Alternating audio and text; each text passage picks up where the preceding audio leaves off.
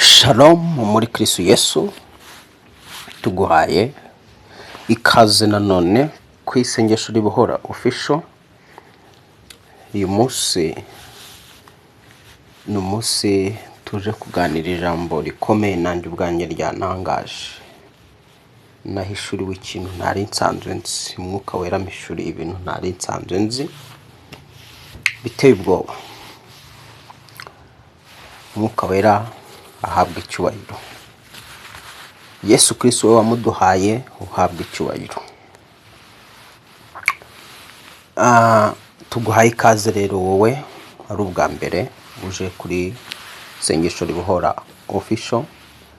Tugusabye gukanda subscribe kugira ngo ubane natwe. Aha niho honyine uzakura ijambo ry'ubwenge ry'umwuka kandi utapfa gukura ahandi. Si ukwivuga ahubwo niko kuri. Hano niho honyine uzatubona amagambo ijambo ry'Imana ryimbitse ry'umwuka, ugahishurirwa ibyo utigeze ubwirwa mu idini, ukamenya ibyo utigeze ubwirwa n'umupasiteri uwo ari we wese cyangwa umuhanuzi uwo ari we wese. Kuko hano tugerageza no kurwana kugira ngo turusheho kuba beza kuruta abo twari turi bo ejo hahise. Niyo mpamvu natwe Imana idutungura ikatwigisha ibyo tutari tuzi. Ngwino rero tuganira ijambo ry'Imana.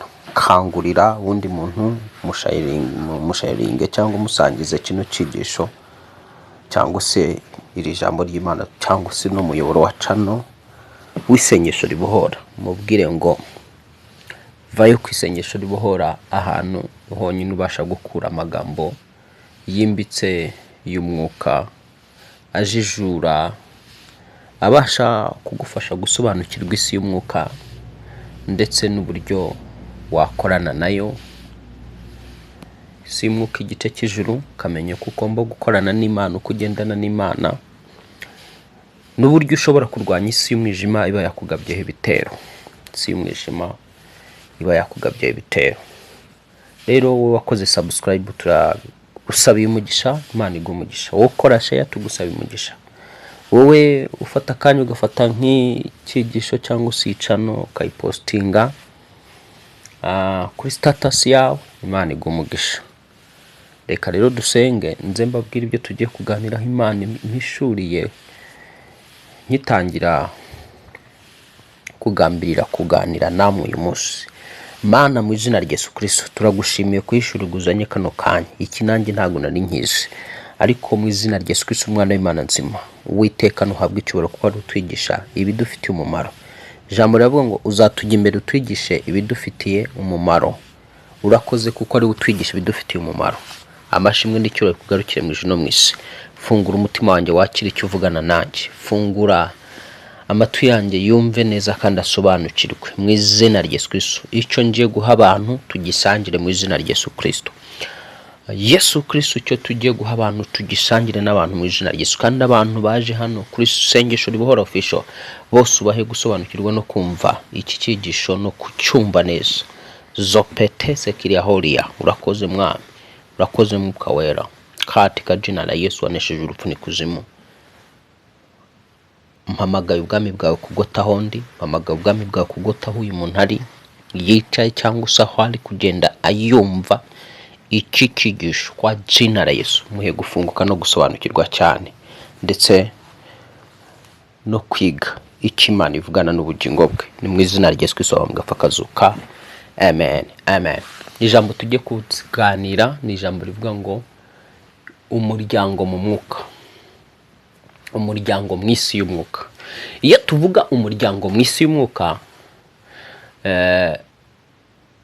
urabizi tuba tuvuga inkomoko y'umuntu. Nta muntu ubaho adafite inkomoko mu buryo bw'umubiri. Umuntu udafite inkomoko mu buryo bw'umubiri ubwo ntabwo ari umuntu wuzuye. Umuntu wuzuye agomba kuba afite inkomoko, agomba kuba bizwi ngo yabyawe na runaka wa runaka, abyarwa na runaka na runaka. Niyo twinjiye mu ijambo ry'Imana, ijambo ry'Imana urugero rwa hafi, utangira ubona ibisekuruza bya Yesu. Utangira ubona ibisekuruza bya Yesu. Byibuke ntangiye mbabwira ngo tugiye kuvuga umuryango mu mwuka. Umuryango mu mwuka nicyo umwuka wera kano kanya ashatse ko tuganira. Ubwo rero niyo mpamvu mbabwiye ngo tubona muri za Matayo. Iyo twinjiye mu gitabo cya Matayo, iyo twinjiye muri Matayo, tubona ijambo ry'Imana ritangira ritwereka ibisekuruza bya Yesu uko byari biri. Noneho Bibiliya ikagenda ibitondagura, ukabona ngo bakavuga ibisekuru bigera muri hafi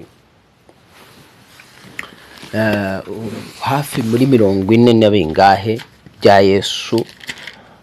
Hano mfite Bibiliya y'igiswahili, ndi kwinjira muri Bibiliya y'Ikinyarwanda muri telefoni bikanga, ariko hamwe n'Imana turagerageza gusobanura.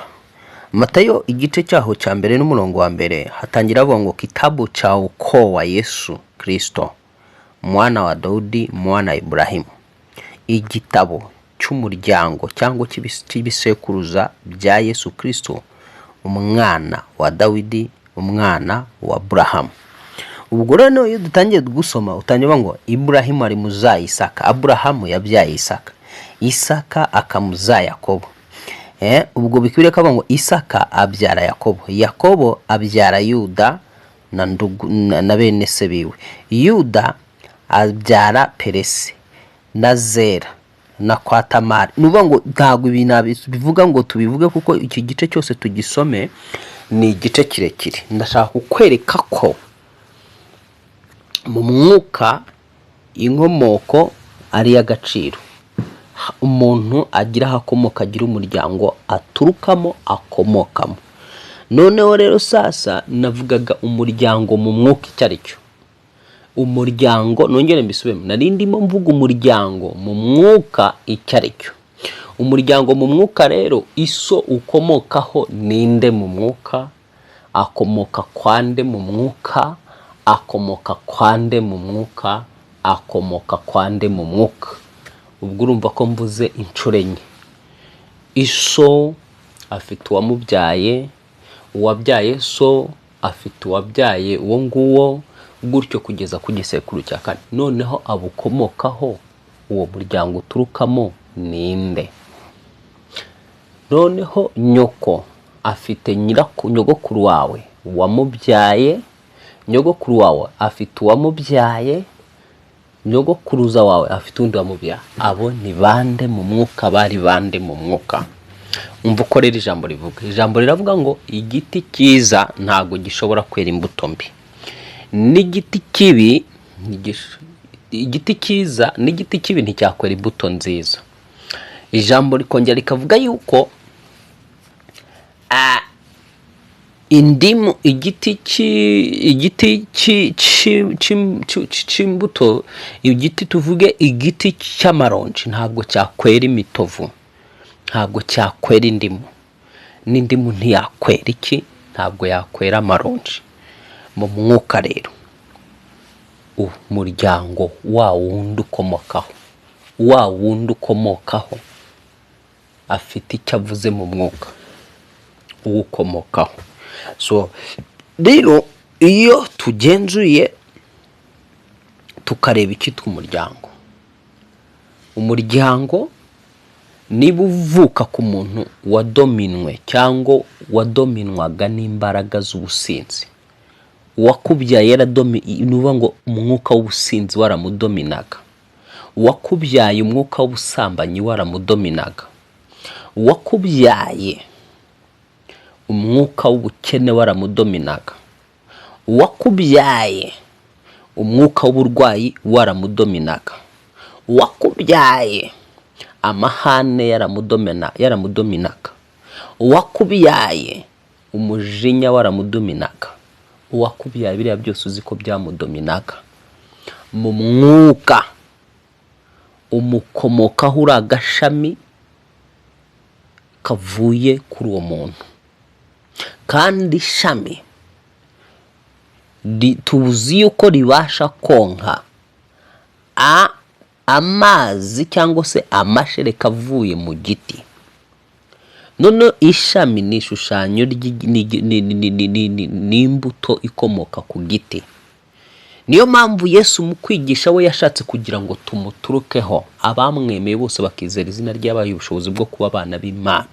Abo ntibavutse bw'ubushake bw'umugabo cyangwa bw'umugore, ahubwo babyawe n'Imana. Jambo rikongera rikavuga ngo ndi umuzabibu, namwe muri amashami. Umunsi wizeraga Yesu Kristo wahise uhinduka ishami rikomoka ku giti cy'umuzabibu cyitwa Kristo.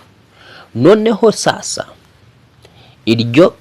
iryo shama ari wowe ushamitse muri Yesu, wonka ubuzima nk'uko ishami ryose ryonka ubuzima buva ku giti.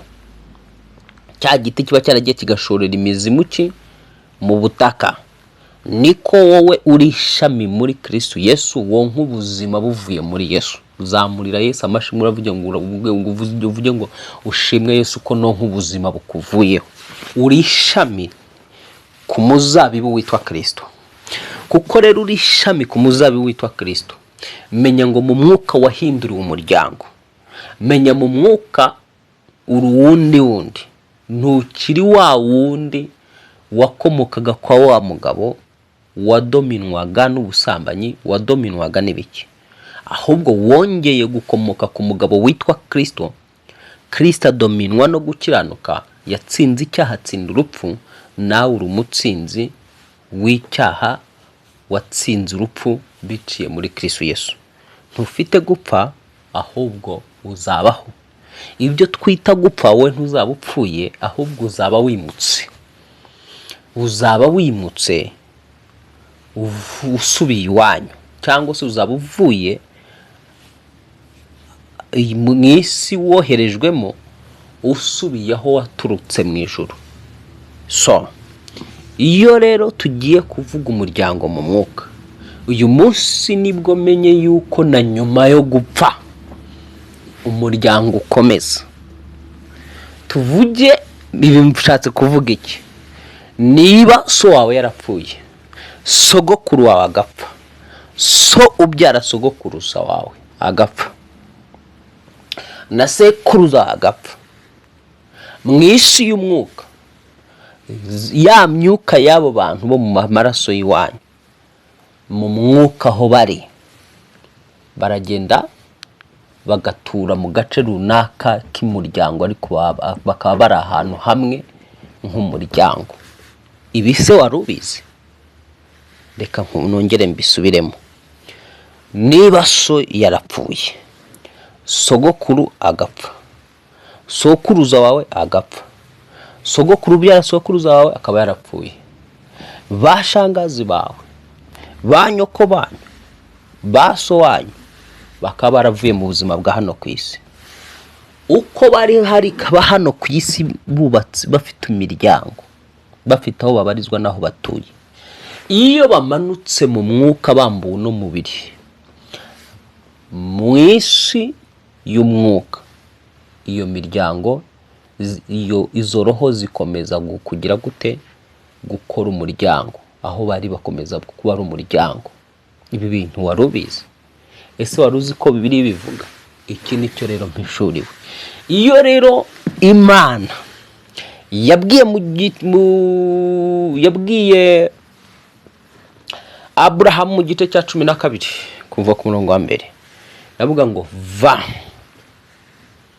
mu muryango wawe, siga inzu ya so, nkwereke igihugu nzaguheramo umugisha. Niko niba wowe nkurikiranye uri hano ku isengesho ribohora, utarava mu muryango wawe mu buryo bw'umwuka, kandi ubwo ukaba warakijijwe, niba warakijijwe mu buryo bw'umwuka, utarava mu muryango wawe ngo usige inzu ya so, hanyuma wimukire mu gihugu cyitwa Ijuru, wimukire mu gihugu cyitwa umwuka, aricyo gihugu cyitwa Ijuru, ube umwana w'Ijuru. Ubugingo bukuri kure umugisha ukube uri kure yawe. Aya magambo mvuga arakomeye, ntabwo yasingirwa n'umuntu ugitangira kumva ijambo ry'Imana. Nge natumwe Yesu atuma abigishwa, yarabwiye ngo ntimuzajye mu nzu y'abapagani. Arongera avuga ngo mugende mu Bayuda. So rero mu Bayuda rero birivuga ngo Abayuda ni bwoko ki? Abayuda ngo ni abantu babitse ibyavuzwe n'Imana mu mwuka. Umuyuda nyakuri mu Baroma niko bavuga, n'ufite n'uwabitse icyo Uwiteka Imana yavuze cyangwa yamubwiye.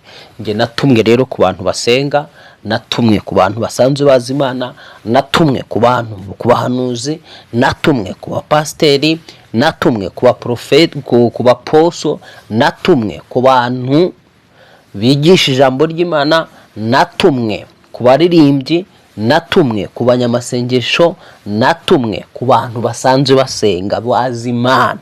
Nibo babasha kumva ibyo nigisha, nibo babasha kumva no gusobanukirwa ibyo mvuga. Ibyo mvuga ku muntu udasoma Bibiliya, ku muntu udafite umwuka w'Imana, ku muntu udasanzwe usoma ijambo ry'Imana, ntabwo yabyumva. Ku munyedini ariwe mupagani ntashobora kumva ibyo mvuga. Noneho sasa nongere mbisubiremo, kugira ngo ubashe kwakira intsinzi no kwakira ubundi buzima bushya, bigusaba gusiga umuryango wawe n'inzu ya so. Urambaza uti pasiteri, nasiga inzu ya data gute? Nasiga umuryango wanjye gute?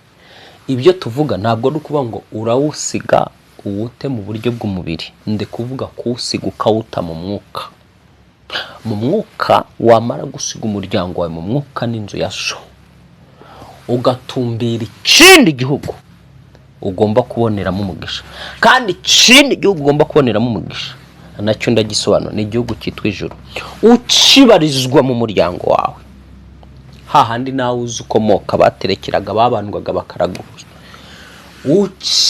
Bari abasinzi, ari abasambanyi, ari abantu bakora ibintu nk'ibyo. Ukiwubarizwamo mu buryo bw'umwuka, mu buryo bw'umwuka utarimuka. Iyo tuvuga mu buryo bw'umwuka, ni mu buryo bwo muri we mwimbere, mu bitekerezo byawe, mu mutima wawe, mu bwenge bwawe.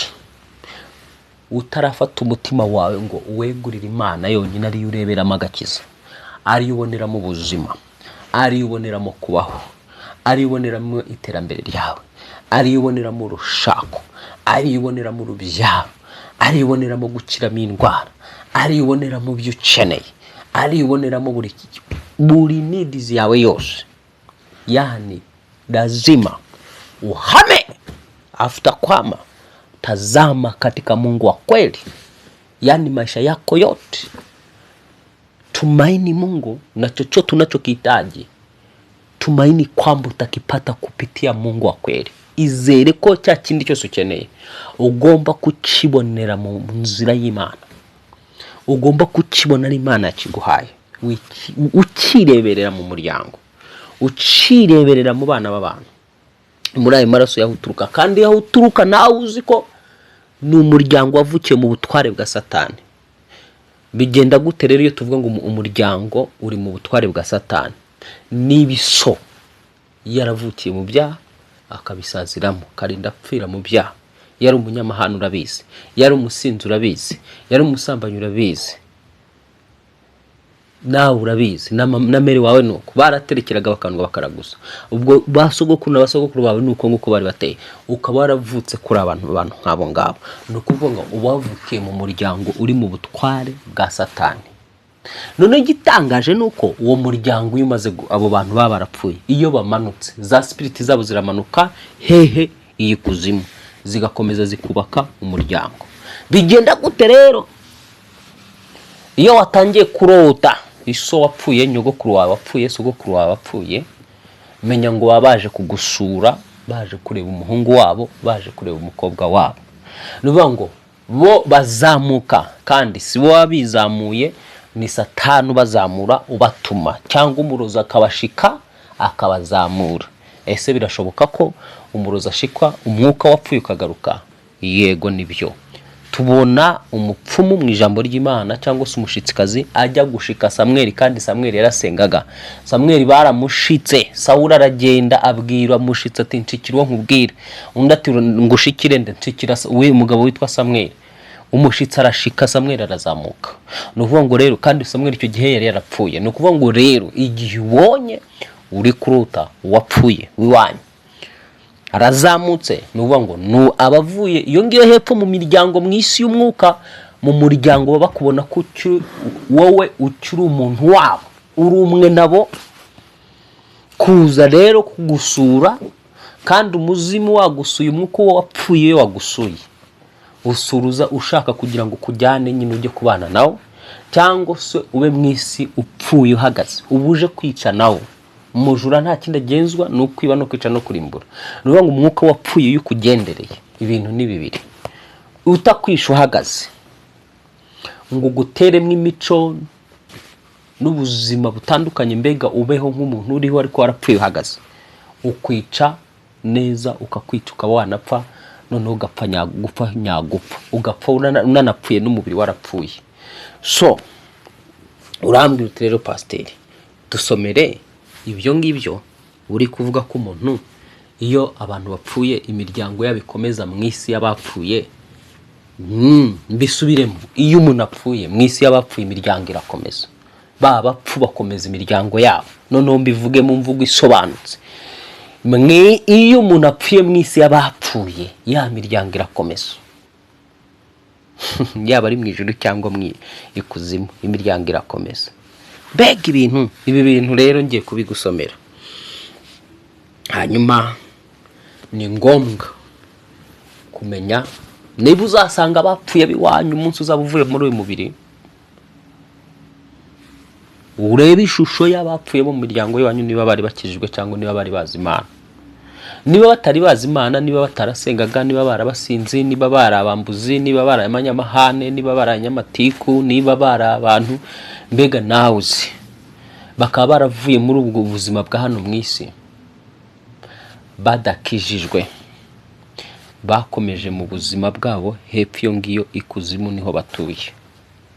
Noneho rero niba ariho batuye, ukaba uri hano mu isi witwa ko usenga, ariko kandi utaritandukanya, utarimuka muri uwo muryango, bakomeza kugira access, bakomeza kuza kuvizita no kugusura, bavuga ngo baje gusura umuhungu wabo igihe cyangwa umukobwa wabo. Igihe uba wibagijwe yuko ijambo ritubwira ngo iyo umuntu ari muri Kristo Yesu ahinduka icyaremwe gishya, ibya kera biba byibagiranye. Ugomba kugira kwizera kwitandukanya n'iyo myuka yanyu yo mu miryango y'abapfuye. Wamara kwitandukanya nayo, ukumva ko wowe hari uwundi muryango ubarizwamo witwa Ijuru. Niyo mpamvu Yesu bamubwiye ngo bene so bagushatse bakubuze. Yesu akavuga ati bene mama naba turi kumwe, nabakora iby'ubushake bw'Imana. Arabihakana bene se. Uburyo bwo ruzirikana ko Yesu mwivuka Yesu nyuma ya Yesu, nyuma yo kuvuka kwa Yesu. Urumva wibuke ko Yesu yatangiye gukora evangelization afite imyaka 30. So muri 18 yakundaga 12 yabaga ari mu rusengero yumva iby'abatambyi bigisha. Ariko umunsi umwe mu myaka yo amaze gukura, abantu barazavuga ngo bene so bagushatse bakubuze. Aravuga ngo bene so, ubwo bene se nyuma ya Yesu rero Maria na Yosefu baje kubyara abandi bana. Bavuka nyuma ya Yesu, Maria na Yosefu Yesu baramukurikije babyara abandi bana. None umunsi umwe baraza baramubaza ngo bene so bagushatse bakubuze, nawe urahana? Yesu avuga ngo bene data naba turi kumwe, nabakora iby'ubushake bw'Imana. Nuvuga ngo ugomba kumenya yuko mwene so wa mbere ni umuntu wakijijwe by'ukuri, akizera Yesu Kristo umwami n'umukiza n'umucunguzi w'ubugingo bwe, akaba yaravutse ubwa kabiri. Uwo ni uwundi muryango twimurirwamo mu buryo bw'umwuka utagaragara, tugatandukanywa na ya miryango yindi nanone mu buryo bw'umwuka itagaragara, ibikiri mu butware no mu butegetsi bwa Satani, ikiyoborwa na Satani kiri mu byaha. Nuvuga ngo rero mu isi y'umwuka harimo ibyiciro bibiri by'imiryango. Hari umuryango uri kuzimu, uri mu gice cya Satani, hakaba n'umuryango wundi uri mu gice cy'ijuru. Ukomoka mu wihe muryango? Birashoboka rero ko muri iyo miryango yombi umuntu ashobora kwimuka akerekeza mu wundi, ukabarizwa mu muryango w'abazimu b'ikuzimu cyangwa ukabarizwa mu muryango w'ab'ijuru bo mu ijuru. Reka ngusomere ibyanditswe rero. Imana ndayishimye ko ijya itwigisha ibintu bikomeye. Ibi bintu mbimenye nona, ntabwo nari nsanzwe mbizi inshuti yanjye. Nanjye ni umwuka wera ubinyigishije. Ariko nifuza rero ko tubiganiraho nyuma y'uko umwuka wera abinyigisha. Reka duhere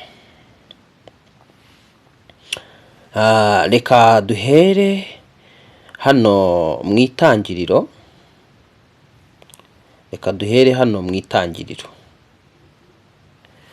Igice cya 25 umurongo wa 8. 25 igitabo cy'itangiriro kuva ku murongo wa 8 handitse ngo, cyangwa ni umurongo wa 8 dusoma gusa, ngo Aburahamu ageze mu zabukuru aryamye imyaka myinshi, umwuka urahera, apfa ashaje neza, asanga bene wabo. Umva icyo kintu, wumvise umugenzi wanjye iryo jambo nsomye, ngo Aburahamu ageze mu zabukuru aryamye imyaka myinshi, umwuka urahera, apfa ashaje neza, asanga bene wabo. Wumvise ibyo tusomye? Bitekerezaho kabiri. Bibiliya itweretse yuko Aburahamu ari hano ku isi, yaje gusaza. Amaze gusaza, umwuka urahera. Umwuka uheze ngo apfa ashaje. Mu yandi magambo yatandukanye n'iki? N'umubiri we. Ariko muri uko gusaza cyangwa muri uko gupfa, hano biravuga ngo asanga bene wabo. None bene wabo ko bari hano ku isi, kandi hano tukaba tubona yuko yapfuye, agasanga bene wabo. Aba bene wabo yasanze amaze gupfa bari he? Ibaza icyo kibazo. Aba bene wabo biri tubwira ngo yasanze bene wabo, yabasanze he? Bari hehe? Iki ni ikikwemeza yuko rero nyuma yo gupfa hari ahandi hantu ujya, haba hari umuryango wawe, haba hari bene wanyu ukabasanga.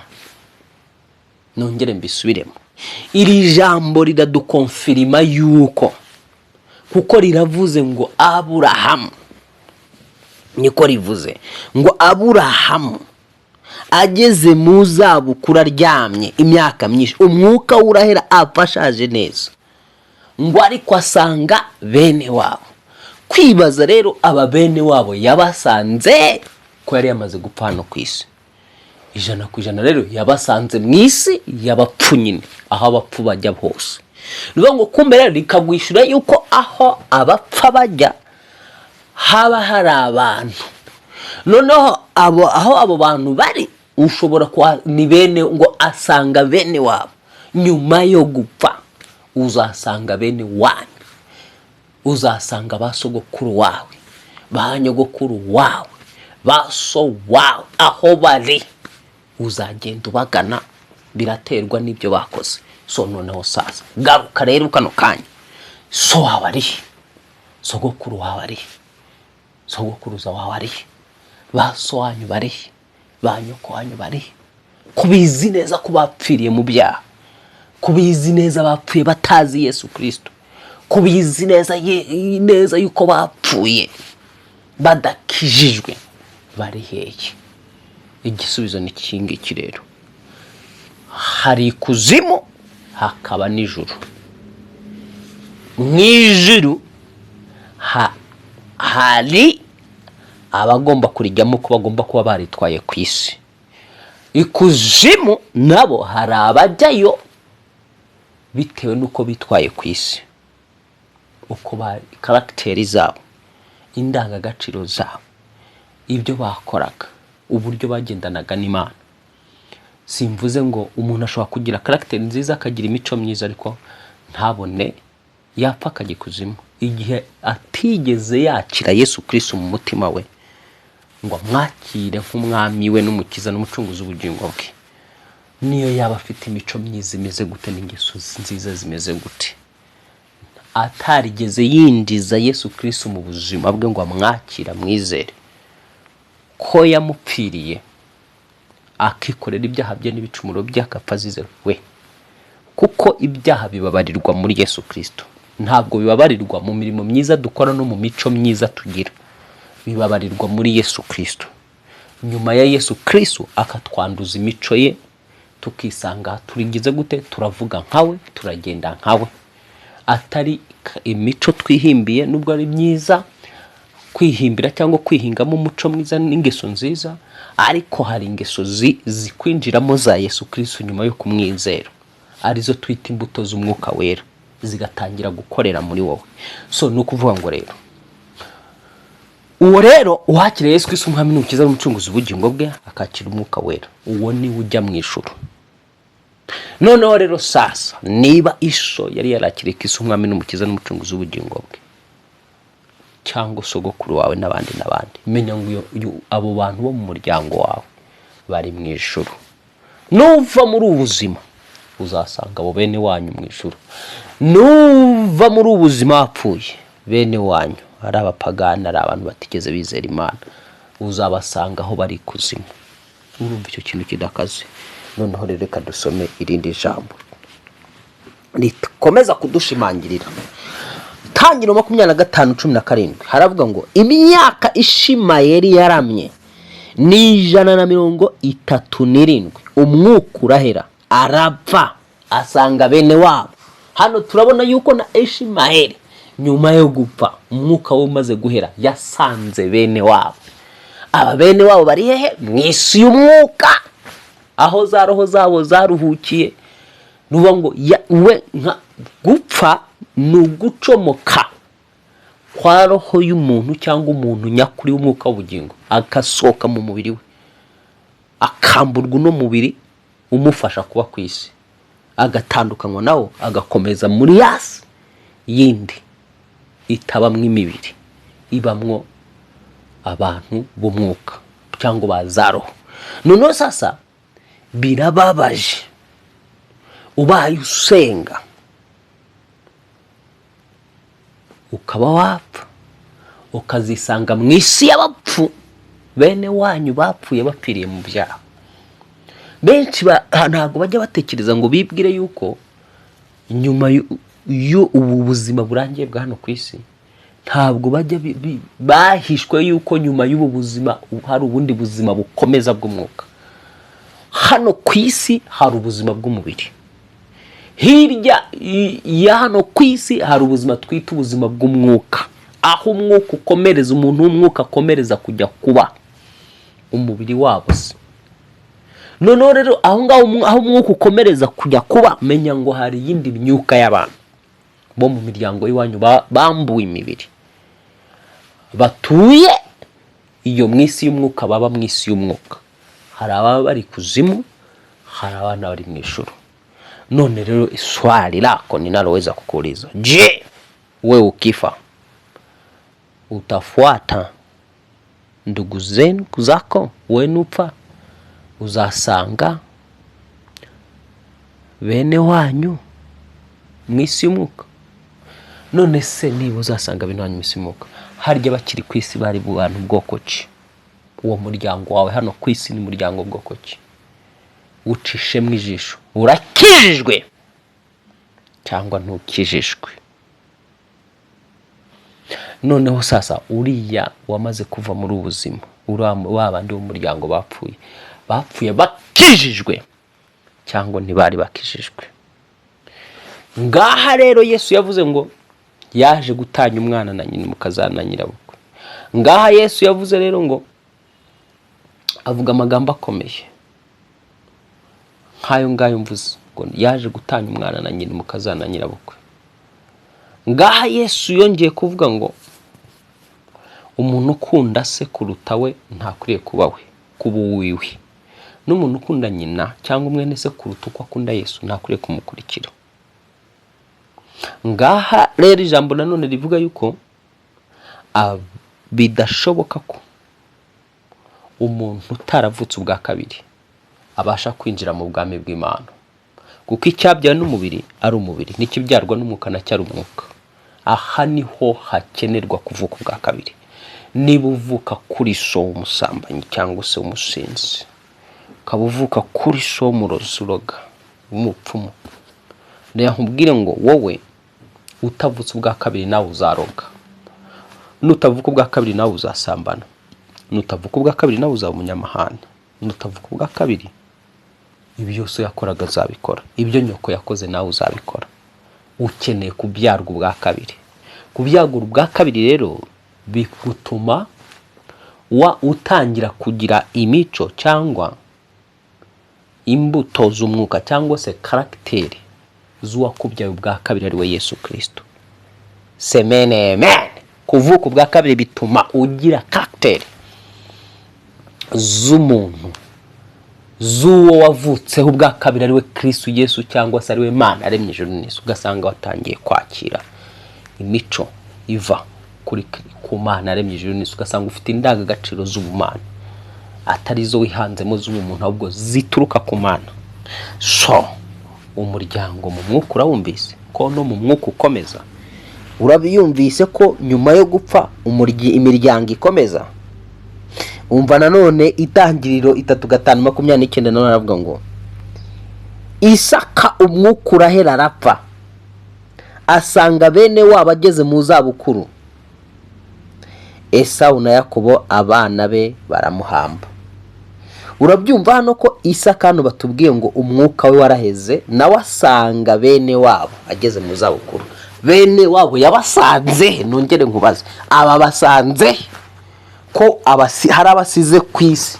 Turabona ko hari abo yasize ku isi bamushinguye n'abana be baramushingura, ariko bakatwereka ko hari abandi yasanze nyuma yo kuva hano, nyuma yo gushyingurwa.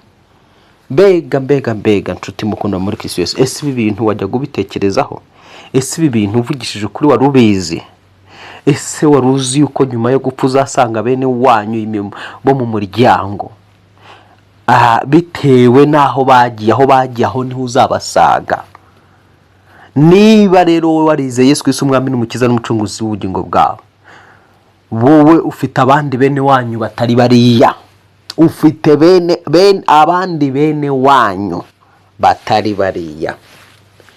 Zopetese kirihoria. Reka ngusomere iki cyanditso kikwemeza ko wowe ufite abandi bene wanyu batari abo ngabo. Bene wanyu batari bariya. Mbega umvira ijambo rero, umvira ijambo rwose. Uwiteka kugirire neza mu izina rya Yesu Kristo. Zopetese kiri Imana y'amahoro kugirire neza, gwe kujijuka. Ntabwo narinzi ko nyuma y'ubu buzima imiryango ikomeza ubuntu agenda agasanga bene wabo. Bene wanyu wowe ni bande? Ni bande shuti mukundwa muri Yesu Kristo? Ngaho reka dusome Matayo igice cha 12 kuva ku murongo wa 48. Matayo igice cha 12. Ariko reka duhere ku murongo wa 46. Ngo akivugana n'abantu nyina na bene se. Umva aya magambo. Uyu ni Yesu Kristo hano wari urimo uravuganaga n'abantu. Ngo akivugana n'abantu nyina na bene se bari bahagaze hanze bashaka kuvugana nawe. Umva iby'iri jambo. Akivugana n'abantu nuvuga ngo ni Yesu wavuganaga n'abantu, ariko abo Yesu avugana nabo bari mu rusengero cyangwa mu nzu imwe imbere. Ngo nyina na bene se bari bahagaze hanze. Nyina na bene se ubwo ni Bikira Mariya cyangwa ni Mariya na babandi bana Mariya yabyaye nyuma ya Yesu. Baje bashaka kuvugana na Yesu, ariko Yesu ari hehe? Ari mu rusengero. Bo babuze uko binjira, baheze hanze. Baheze hanze noneho 47 ni nkaho batumye umuntu. Ngo umuntu aramubwira ati nyoko na bene so bahagaze hanze barashaka ko muvugana. Urabyumva? umuntu araza abwira Yesu ati nyoko ariwe Bikira Mariya na bene so, ubwo n'abandi bavutse nyuma ya Yesu, bavukanaga na Yesu mu buryo bw'umubiri, ngo bahagaze hanze barashaka ko muvugana. Ku murongo wa 48 ngo nawe asubiza ubimubwiye aramubaza ati mama ninde na bene data ni bande? Umurongo wa 49 arambura ukuboko agutunga abigishwa be ati dore mama na bene data. Umuntu wese ukora ibyo data wo mu ijuru ashaka niwe mwene data, niwe mushiki wanjye, niwe mama. Wumvise umuryango wo mu mwuka, umuryango w'umuntu wavutse ubwa kabiri, umuryango w'umuntu wakijijwe, abagomba kwitwa bene so, abagomba kwitwa bene nyoko, abugomba kuzasanga nyuma uvuye hano mu isi. Ni bande? Ni umuntu wese ukora ibyo data wo mu ijuru ashaka, ari we so, ari we data wanjye, Imana nyir'ijuru n'isi. Mwene data na mushiki wanjye.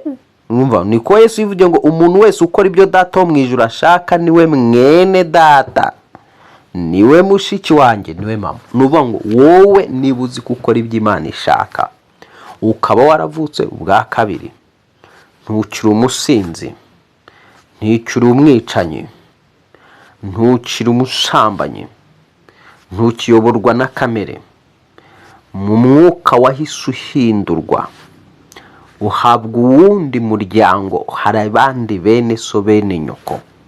Abo bene so ni abakora nk'ibyo nawe ukora, ni abizera, ni abavutse ubwa kabiri nk'uko nawe wavutse ubwa kabiri. Abo nuramuka uvuye mu buzima bwa hano mu mubiri, abo nibo uzasanga, uwo niwo muryango uzasanga. Niba uzi neza ko umuryango wawe wasengaga ibigirwamana, waterekeraga ukabandwa ukaraguza, waga mu bintu by'idini, ubusinzi ari bwinshi, ubusambanyi ni bwinshi, amatiku, amahane, inzangano n'amashyari n'ibindi bibarizwa, wowe mu kubyarwa bwawe bwa kabiri wahise ucomorwa muri uwo muryango, ubarizwa mu muryango w'abakora ibyo data ashaka, ari wo muryango mushya w'ijuru. Abo nibo bene so, abo nibo bene nyoko, abo nibo bashiki bawe, nibo basaza bawe. Abandi rero ukitiranya, niba ukitiranya ibintu, kwa heri kubohoka kwawe ntibizakunda. Niba ukitiranya ibintu utarimenya, imizimu ntuzayicika y'abasogokuru bawe.